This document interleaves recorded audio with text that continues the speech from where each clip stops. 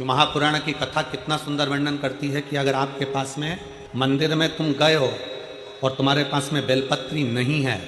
तो शंकर भगवान की चढ़ी हुई बेलपत्री को उठाकर धोकर वापिस शंकर जी पे चढ़ा सकते हो, वापिस शिव जी पे चढ़ा सकते हो,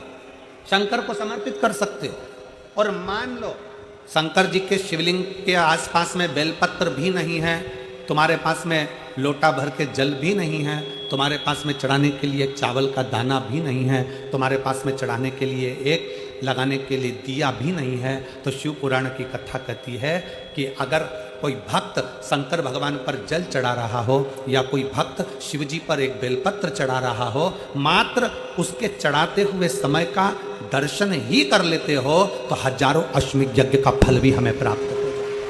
आपके पास में बेलपत्र नहीं है, आपके पास में धतूरा नहीं है, आपके पास में चावल का दाना नहीं है, आपके पास में जल नहीं है, आप तो किसी शंकर के मंदिर में शिवालय में आप पहुंच गए हो, एकांतेश्वर महादेव के पास पहुंच गए हो, भगवान शिव जी के पास पहुंच गए हो, तुम्हारे पास में कुछ भी नहीं है। और अगर कोई एक बेलपत्र भी चढ़ा रहा है, उसके चढ़ाते समय आप उसके बेलपत्र का दर्शन कर लीजिए। आपके पास नहीं है, कोई जल चढ़ा रहा है, चढ़ाते समय उसके जल का दर्शन कर लीजिए।